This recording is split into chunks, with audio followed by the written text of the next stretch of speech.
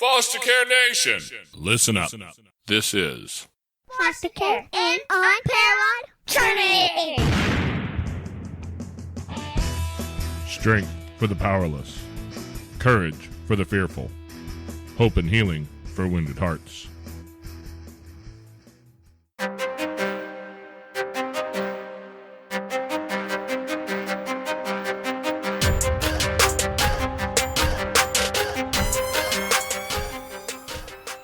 Hello and welcome back to Foster Care, an unparalleled journey with just Jason. Amanda's off taking care of kids today. We were back to school after a holiday break, and there's Zoom meetings and there's wildness, and she has to be there to take care of that so that they get educated. That's important today.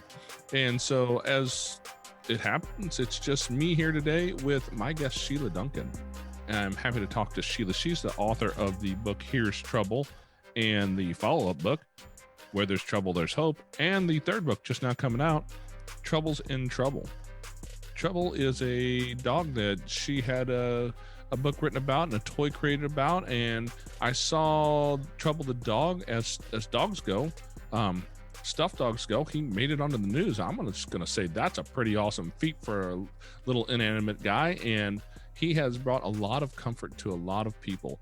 And I will put in the show notes a link so that you can see her friend Darius, who is the one who's kind of been the impetus for this whole story to just blow up and take off. Sheila, how are you doing today? Yeah, I'm doing great today, Jason. Thank you for having me on your show. Thank you. Hey, it's great to have you here. You're talking about helping kids, and that's the thing that we're all about here. So we want to talk to you today about kind of, well, the Trouble the dog story is a big part of it, but also your friend Darius here. How did you guys get connected, and how have you guys really begun this journey together? Well, first of all, this is Trouble the dog. Trouble came to be back in 2006.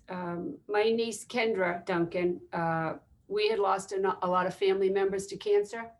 So she lost her grandmother, her Nani, who was in our books, our family dog, Irish, who was a golden retriever, and her dad, boom, boom, boom, right in a row. Wow.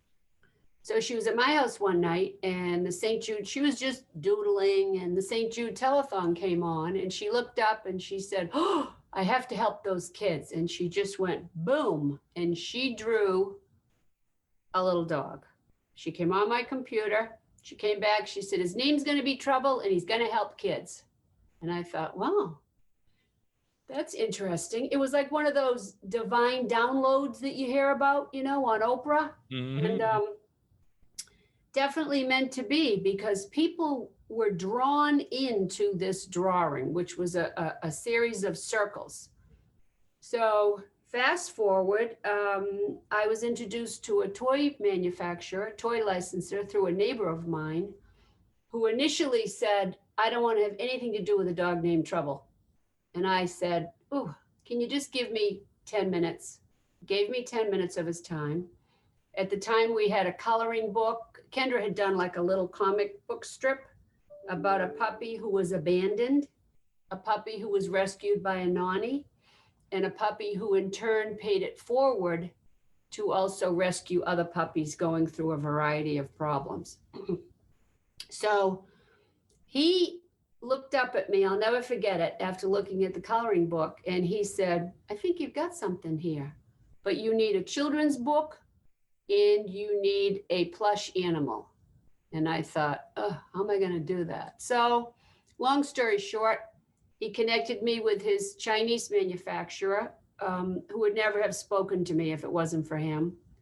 We had, the following year, we received 1,500 Trouble dogs that were delivered to my garage on December 1st, 2007, because it was 90 degrees. That's how come I remember. And since that day, we have been, we placed another order, then decided to have Trouble manufactured here in the United States. And Trouble has now traveled the world comforting kids. To answer your question about Darius, Trouble's been distributed through different channels. People would purchase Trouble to be donated, or people would give Trouble as gifts, whatever it happened to be. And I was actually at a show, a local show with Trouble, and it was like a book signing too. And a woman came up to me and she said, "Are you the creator, the co-creator, I suppose you would say, of Trouble?" I said, "Yes." She said, "Well, I need to tell you a story." She said, "My child, Darius, was adopted through foster care by us after a tough start in life. And he was given a Trouble dog as a coping mechanism, a Trouble dog, and I think our first Trouble book." And she said, "I need to tell you, he had been adopted by them. It was years later." She said, "I need to tell you, he has received so much comfort from this dog. This dog is magical for Darius, that we want to do something to get Trouble back to kids that are still in foster care." Well, between Darius and his parents, they have purchased, I want to say, I think they're at close to 190 Trouble dogs and books so far, and they're being directly delivered to children who are still in foster care. And this boy he's so pure of heart. It's just been phenomenal. And yes, he was on the news Christmas Eve day. His dad is a head of the DPW in Everett. And after delivering Trouble to kids in foster care in Chelmsford, Mass, in Wakefield, Mass, in Danvers, Mass, which he did with the help of Santa Claus, actually. He decided he wanted Trouble to go to the Everett Police Department to have in their cruisers for a child that might be removed from a home. He says that he wants Trouble with these kids, so when they go to an unknown home, they'll have Trouble with them, so they won't be afraid, which is so powerful. He just turned 9, and Trouble's his best friend. So that's a nutshell version of how I came to meet Darius. Wow. Well, in my experience, 9-year-old boys aren't always trying to help other kids. Correct. Yeah. Sounds like a kid with quite a golden heart there. That's a perfect way to put it. Yes.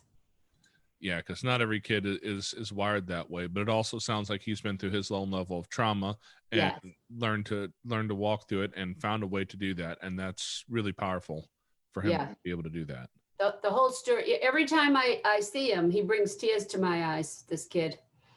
So I'll give you an example.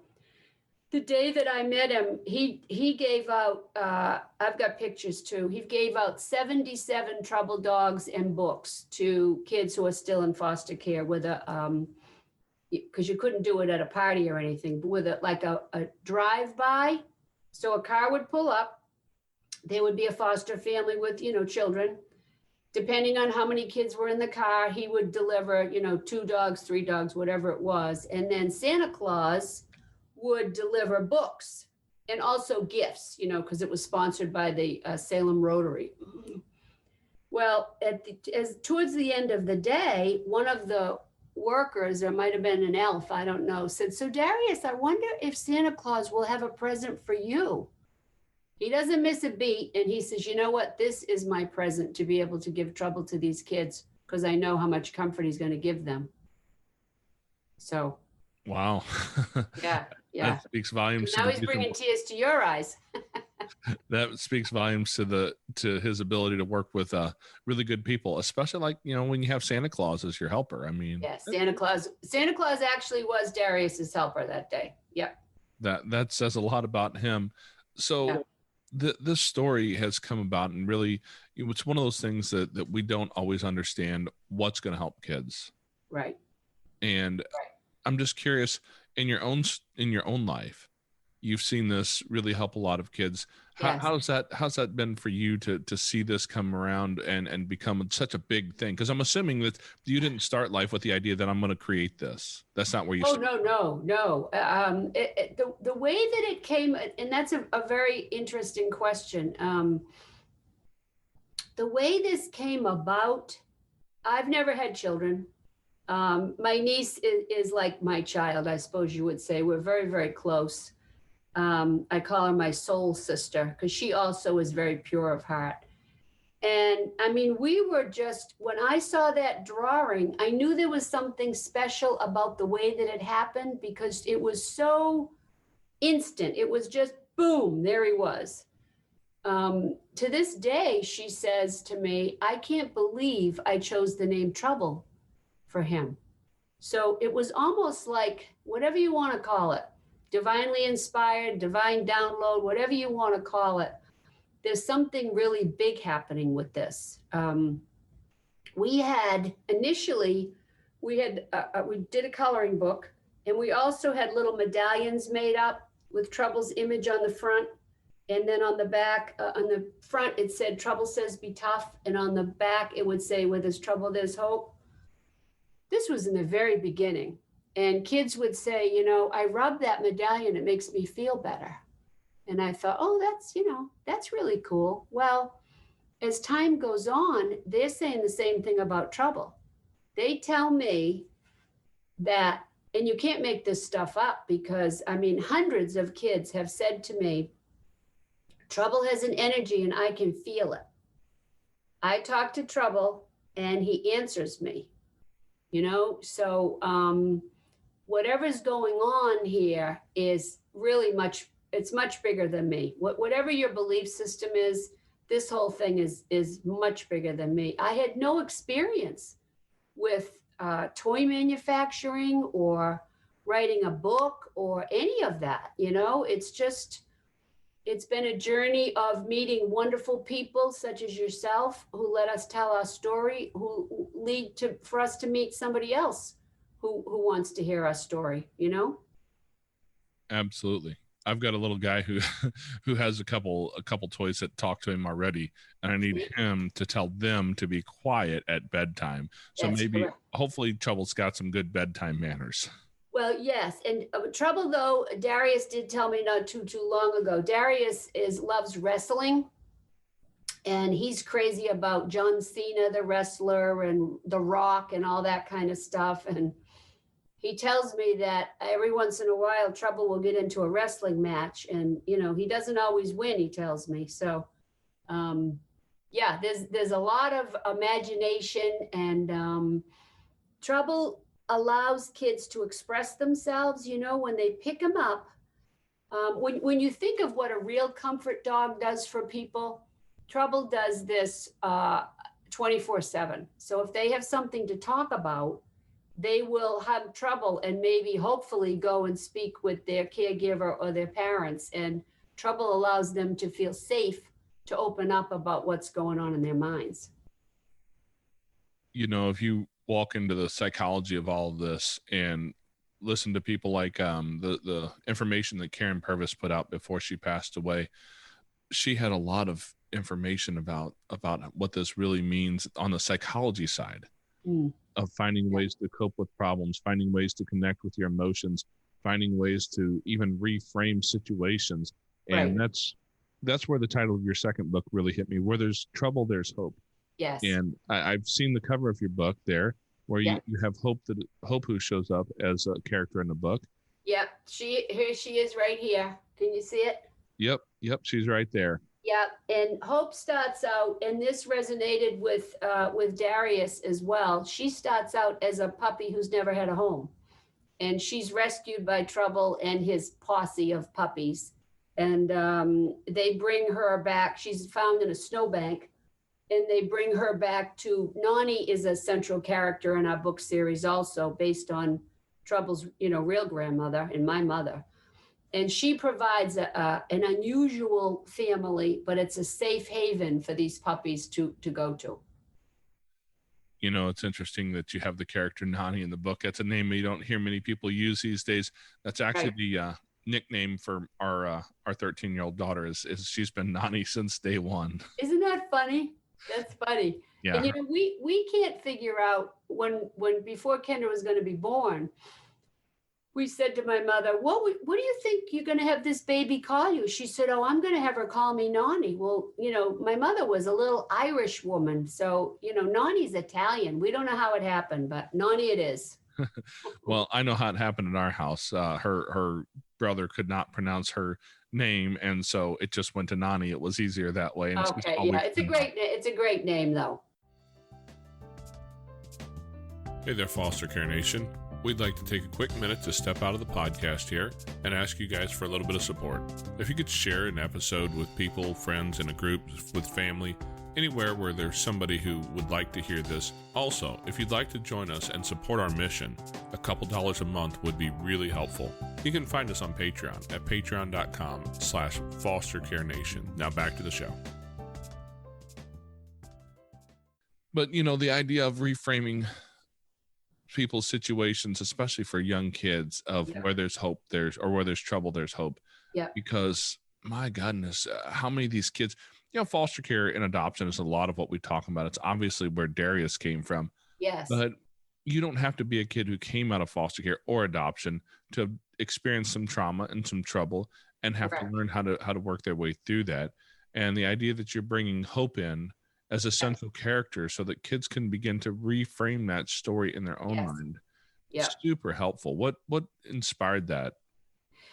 You know, I worked on that second book. We have wonderful women that help me. And one of them is a woman who works on the creative part on our websites and stuff, Carrie Schluter, very, very inspiring to me.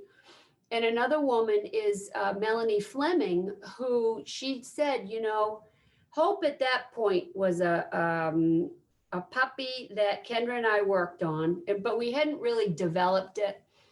And Melanie said, you know, you've got to get Hope out in a book. And I thought, So anyway, she and I worked together. I wanted Hope to be found, you know, just like a little spark of dust. And she sort of, you know, glamored her up a little bit and, you know, made her a little more approachable in a snowbank.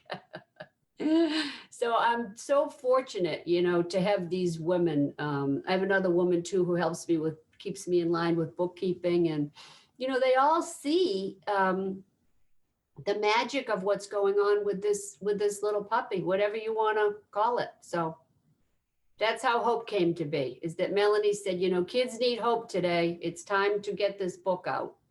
So we did. Yeah, I'm not going to disagree with you there a bit. Kids need hope today. That's something that, my goodness. I mean, because how many kids do we know that you can look at and think that they probably need a certain level of help that they're not getting?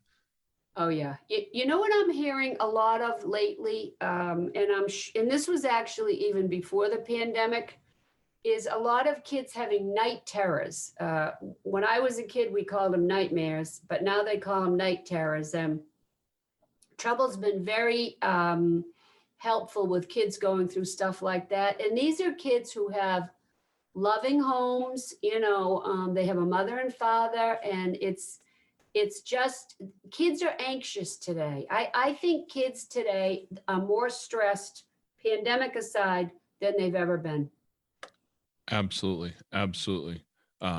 Anxiety has been on the rise for quite a while, I've noticed, in culture, and kids today are dealing with a lot more things than they ever have before. And parents are busy watching, you know, your personal favorite news station. I don't dive off into all that, but you know, whether or not you believe one side of the politics or the other, people get really wound up in that, and then their anxiety just runs through a house. And it all trickles down to the kids. Yes, it does. The kids end up internalizing a lot of that anxiety, and they don't understand. Most of the parents don't understand it, and we don't have a way to handle it. Now, if anybody's been a listener to this podcast for any time at all, you've heard me mention the dad's group that I'm a part of. And as part of that dad's group, we go through some regular content. One of the things we're dealing with right now is understanding anger and patience to some extent, but a lot of learning how to deal with anger as dads, because men today, in large part, have never been taught this skill. And it's funny, you mentioned the coins that you guys had made up. One of the things that we have that's passed out from time to time are little challenge coins. And Dr. Nick Sotelo actually wrote all of our content that we're going through right now. And he talks about using something like that, whether it's just a small worry stone or a coin with a raised piece on it, things like that. It actually has scientific background that you can see where something like that with a tactile feel Giving a Yes. kid something like that so they can feel it, or even Trouble the dog, who has a very soft feel. You are 1000% correct. And you know, we did, when you talk about science-backed information, a while back, a scientist was trying to figure out what was going on with Trouble the dog. So he had us do a very small study, asking kids, you know, controlled questions, how Trouble made them feel. You know, I mean, this long. And the result was that Trouble elicited safety, comfort, hope, and love in kids. And, you know, I mean, you can't deny if something's going to help someone, then be it a worry stone coin type of thing for a dad, or something soft, also tactile for a child, then, you know, it's whatever works these days, is in my opinion. Absolutely. Absolutely. And as dads, we usually don't walk around with Trouble the dog to carry around, or people look at us a little bit funny. Do you But want me to can I just interrupt you for a second? Do you want to make you laugh? I'm going to tell you a story. All right. We brought Trouble down to Walter Reed Army Hospital down in Washington, D.C. And there were soldiers there that were injured beyond your wildest imagination. And I think we had maybe 200 dogs and books to deliver to these guys to give them comfort and make them smile. The reaction that we got from these men, it was life-changing for me, because it was something, because they need something to hang on to, you know? So I can look you right in the eye and tell you that there are Marines, there are police officers, and they're sleeping with Trouble the dog. I think he can probably stay in the hospital room or in the bed, but if you bring him into a boardroom, people might look at you a little funny. They might, or they might say, "Ooh, who is this little guy?" but when we're dealing with kids, these are exactly the sorts of things that instantly bring comfort, because kids know stuffed animals. That's correct. Yeah. I have a 13-year-old daughter, and I'm not going to say there's a whole bunch and embarrass her or anything like that, but every young girl at some point in their life, if they had a healthy childhood, even some that didn't, probably had a bed full of stuffed animals. It's the sort of thing that brings them comfort. Yes. And you guys not only have brought that, but you've brought a story to go along with it. Yes. Not just any story, but a story that involves hope.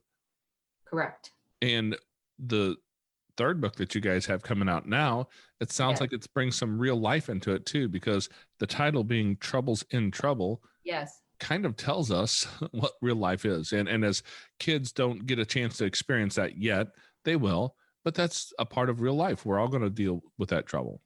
And, you know, I'm glad you brought that up, because when I sat with Kendra, you know, we decided to do a third book because kids were clamoring for it. I said, okay, well, how are we going to, what should we write about? And she looked at me and she said, well, you know, Trouble's been helping kids and dogs and, you know, comforting everybody since the beginning. I think it's time now that he gets into trouble. And I was like, ooh, I don't know about that. But she said, you know what? Just what you just said.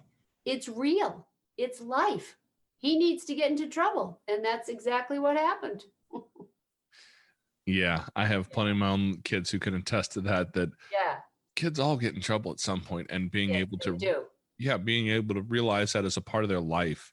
Can't be perfect all the time. Yeah, you know? Accept it. Not grow that shame and guilt that so many of us as adults have lived with the shame and guilt of whatever it is in our life somewhere along the way that we experience.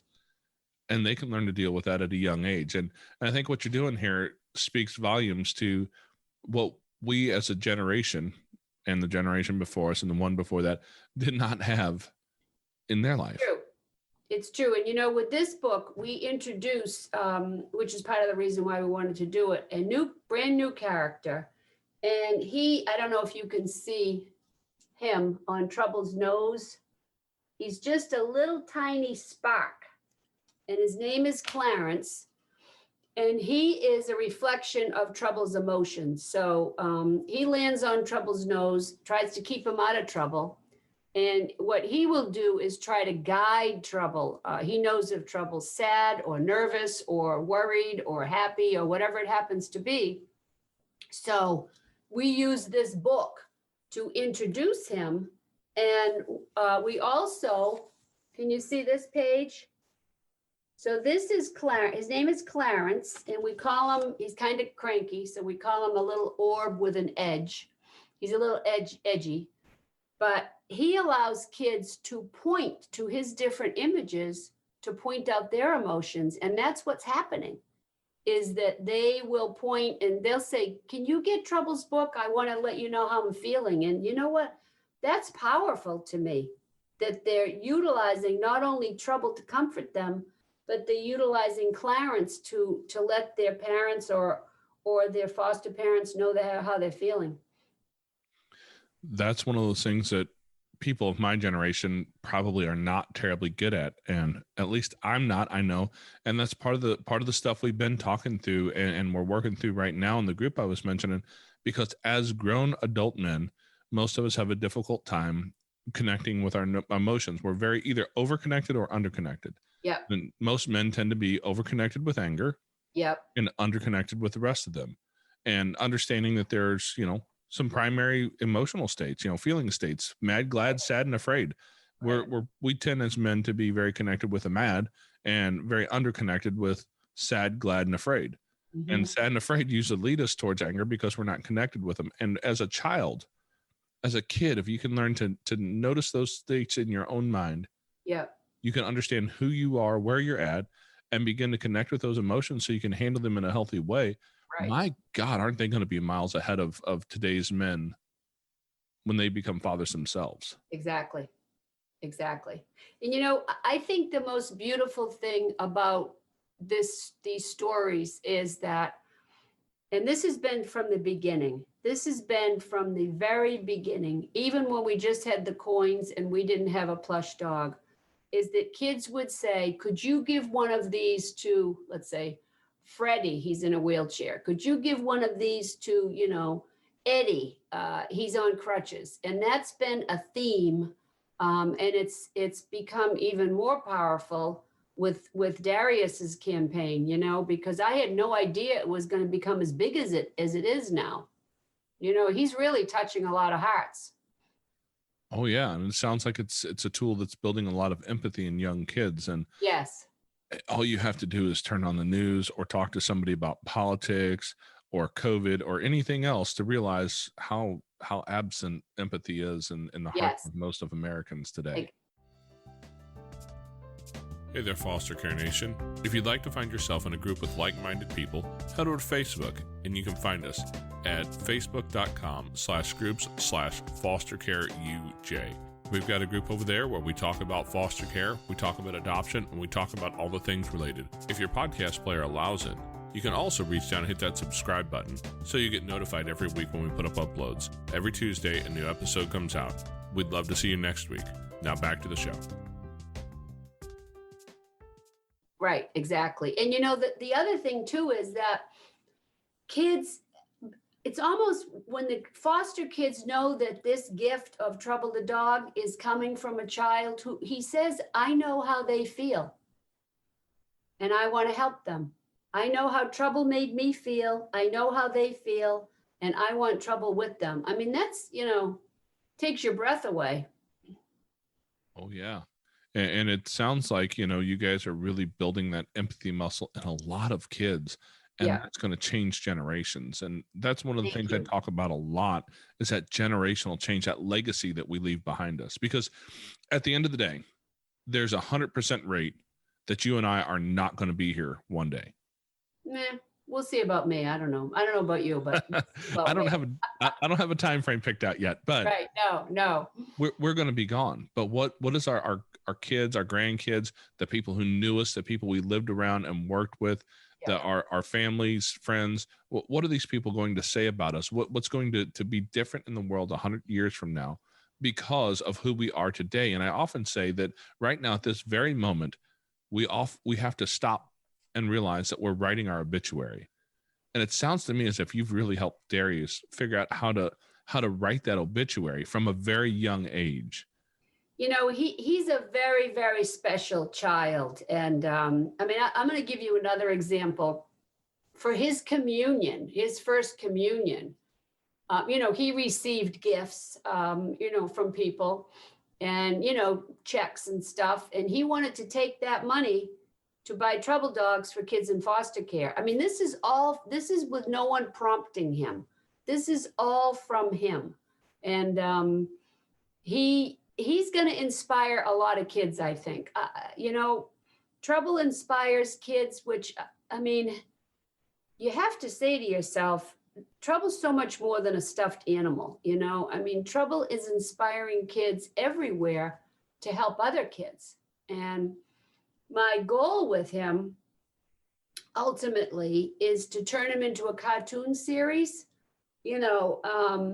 as a sweet puppy who has adventures, helping. We call him a very unlikely little hero. If you'd like to find yourself in a group with like-minded people, head over to Facebook and you can find us at facebook.com/groups/foster-care-UJ. And We've got a really group over there where we talk about foster care, we talk about adoption, and we talk about all the things related. If your podcast player allows it, you can also reach down and hit that subscribe button so you get notified every week when we put up uploads. Every Tuesday, a new episode comes out. We'd love to see you next week. Now back to the show.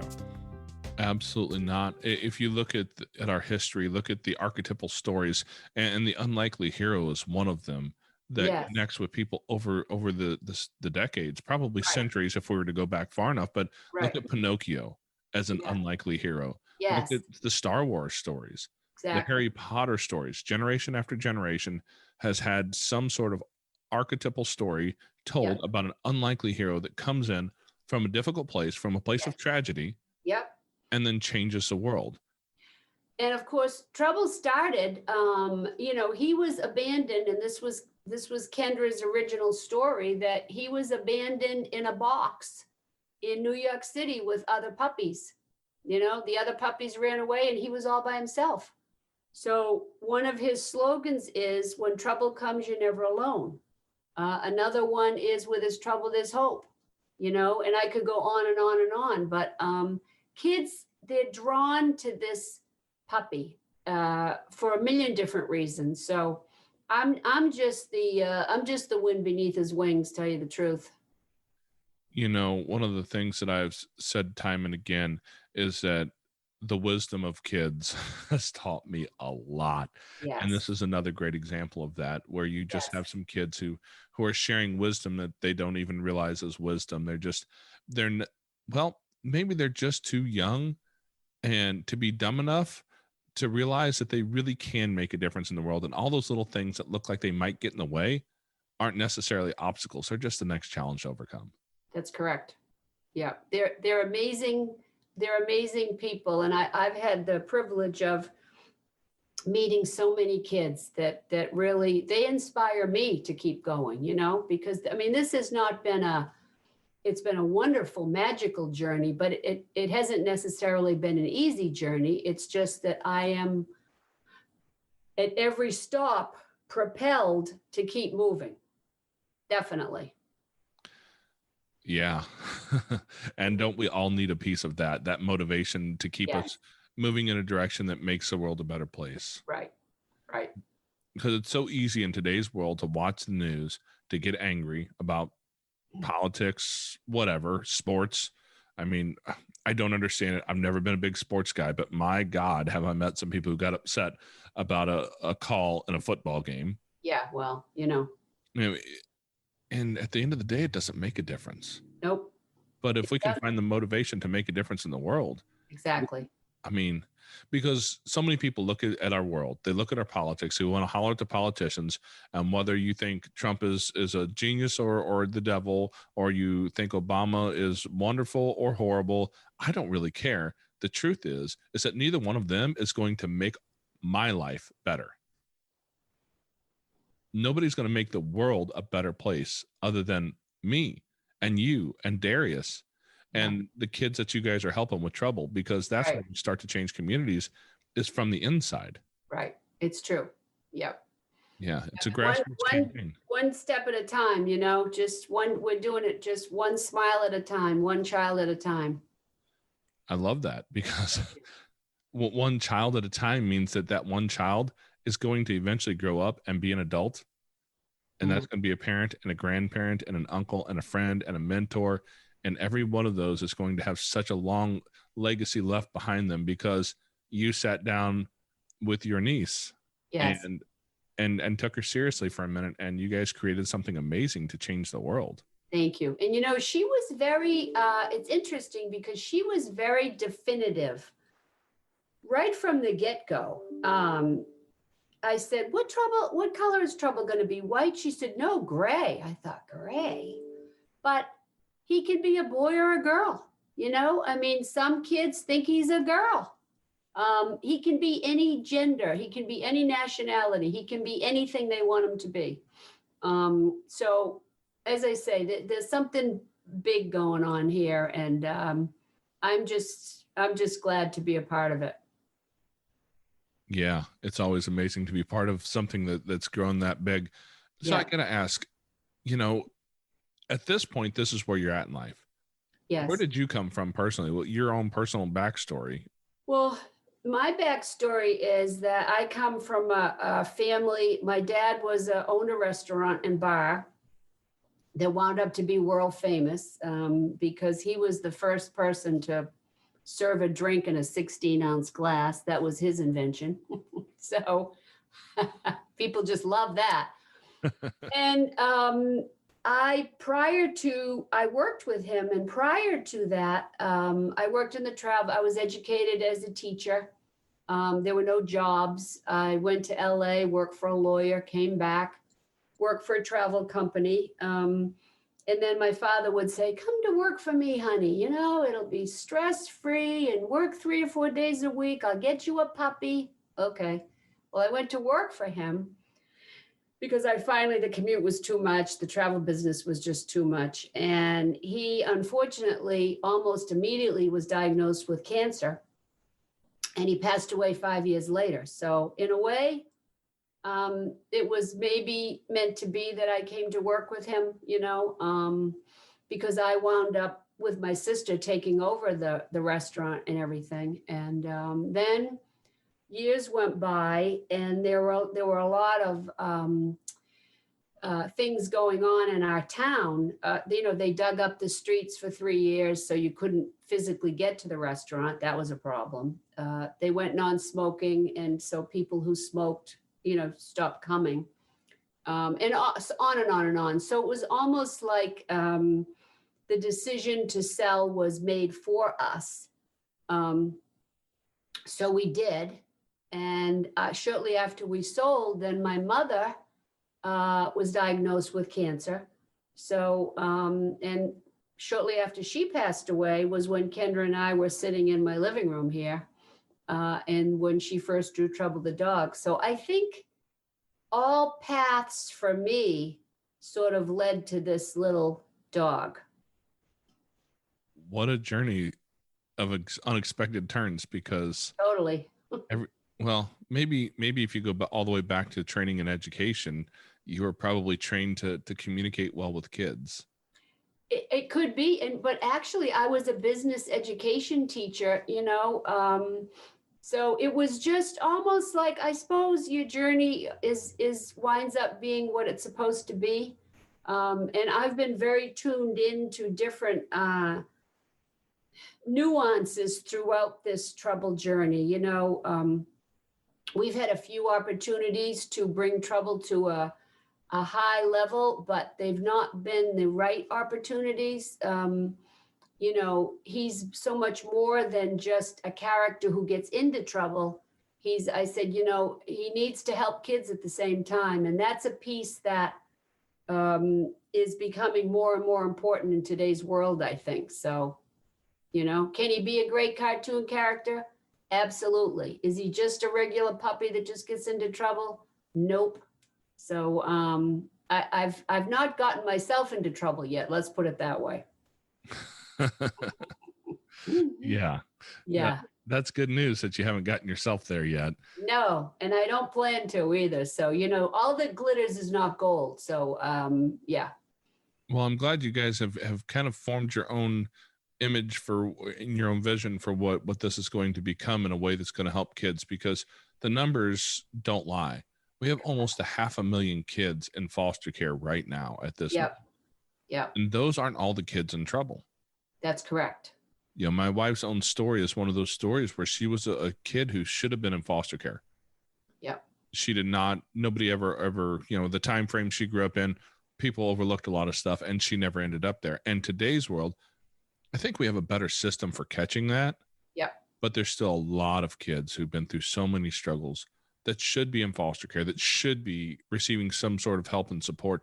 And if we can't get them into a home where they can receive that support in a traditional method using a government agency, I mean, how much better is the world going to be that you guys are reaching out to kids and helping them in the way that you can as Sheila Duncan, not the government agency. You guys are doing amazing work there.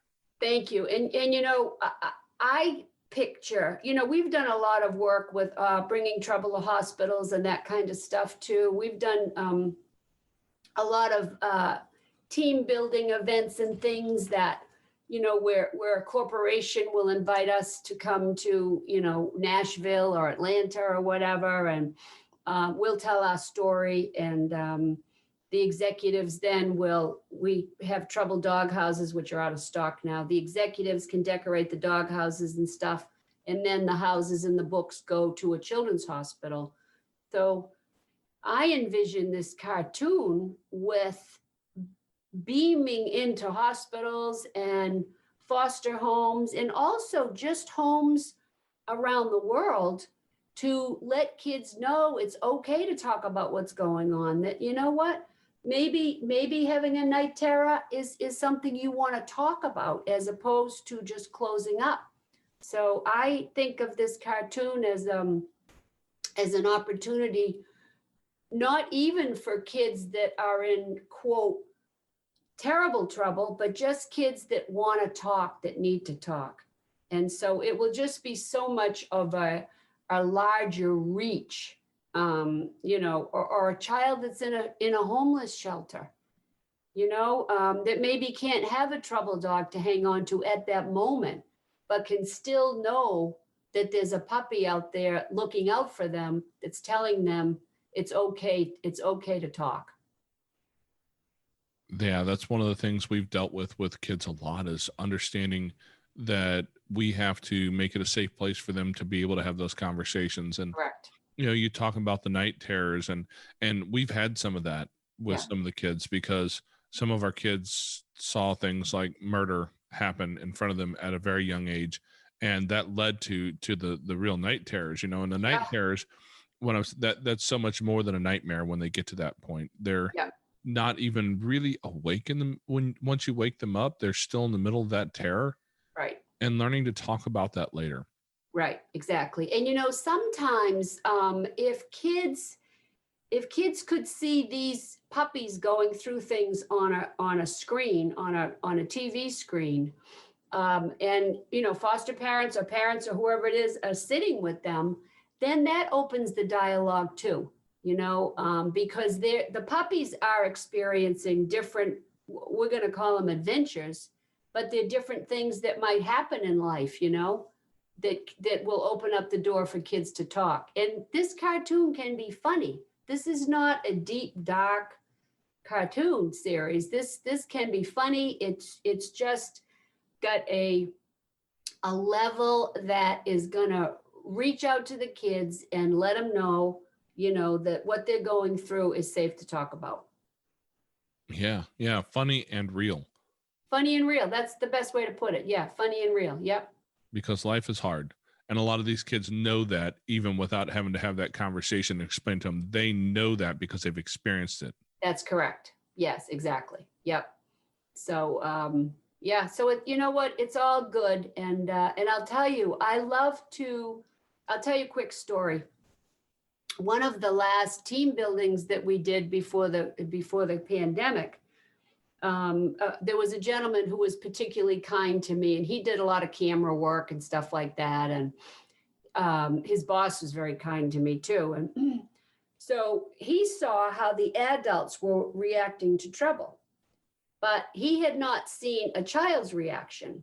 So I said, you know what, why don't you take trouble home with you? Because, he had a little girl. And make a long story short, he sent me a note and he said, I know you talked about the magic. My daughter doesn't have any problems. And he said, I cannot believe what I'm seeing with this trouble dog and my daughter. He's right there 24/7. So it's not just me talking about it now, Yeah. And it's hopefully a lot of people talking about ways to help kids through hard times. Exactly. Because even a kid who's raised in a good environment is going to have their own level of difficulties. Because one of the things that people forget sometimes is our worst day is still our worst day. And whether your worst day is having, seen violence, murder, experienced drugs and domestic violence, or your worst day is something much less notable among society, it's something much calmer, it's still your worst day. Right. And kids don't yet have that perspective to understand that. Right. And, for some kids, it's as simple as being anxious on a Zoom meeting for school. They have a beautiful home. They have loving parents, but they're nervous about Zoom. So that's what this little girl, trouble's on all the Zoom calls.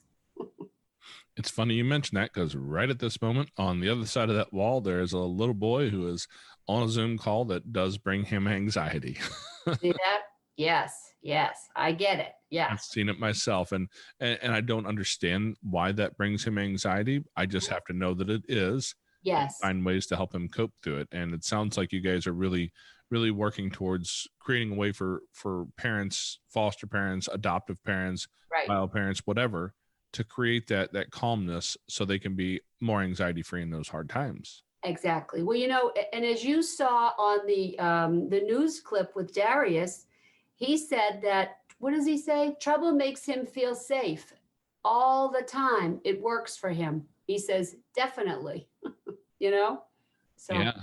And that felt safety is something that's super important for kids. Correct. Yes, correct. Exactly. Because if you don't feel safe and you feel threatened, I'll break off into my nerd science a little bit here, but that's the part of the brain, the amygdala is the part of the brain that gets triggered then. And when the amygdala fires up, it operates on a real simple set of code. And it just says, I have to survive. Yeah. It doesn't say I have to do this well. I just have to survive. Exactly. And most of us, when we end up in that part of our mind, because even as adults, it's still there. We still act on it probably as much as the kids do. Right. That wiring is just there to help us survive and not to help us thrive. Exactly. And the coping mechanisms you guys are working on helping these kids develop is going to help them thrive and start doing that at a much younger age, because most of us didn't realize how to handle that when we were 9 years old. Right. It sounds like Darius is a super special kid who's figured out the value of that and is trying to spread it. He really is. And the thing is that it was all, what am I trying to say? It was all him. You know what I mean? His mother is the one that came to me and said, I cannot tell you how helpful this dog is to my child. So this is nothing to do with me at all. She didn't know any of the backstory. She didn't know about Kendra. She didn't know anything. All she knew was that he was given trouble by, a social worker or a therapist, and that he is magical for her son. And because of that, Darius wants to pay it forward. And I don't think you can get any more powerful than something like that. You're 100% right. Thank you. Because how can you get more powerful than a kid at that young of an age being empathetic for the people around him, even the kids he does not know, but he knows other kids have been through what he has. Oh yeah, definitely. Yes, that's a perception that most adults don't even carry with them. So it's just amazing to hear that even though he maybe went through his own trauma, he is already starting to help other people. That's correct. Yes. Yeah, he's an amazing child. Yeah, this world's going to be different because of the way that kids like him change it. And it's also going to be different because of the way that a lot of other people change it, and maybe not in the best ways. So I want to really reach out and support this movement any way that we can. Thank you. Well, I tell Darius that I say, I know you think that John Cena and The Rock, they're great guys and they do great things, but to me, you're the superhero. Yeah, but because he is. Every little boy has got to enjoy smelling what The Rock is cooking, right? Yeah, exactly. Exactly. Exactly. Yeah, I get it. Yeah, I can't tell you the last time I saw any wrestling on TV, but as a young boy, it was cool to watch, right? So, yeah. And, John Cena is from West Newbury originally, I guess, according to Darius, which is not too far from where we live. So, yeah. But Darius to me is a superhero because he's so selfless, Yeah. He wants kids to have the same comfort that he's getting from trouble. So it's very cool. He's a very cool kid. That's amazing. It's amazing. Well, I really appreciate you coming on here and sharing your story about Darius and Kendra and all the women who are helping you get this process rolling. Thank you. And giving the credit to the people who are out there helping you help the world. Yep. Thank you very much. We'll see what happens next. Oh, and I'm certain something is coming down the road for you guys. That's just the way that it works. Yes, it's correct. Yep. And we're ready. Well, let's let the rest of the world get ready for this too.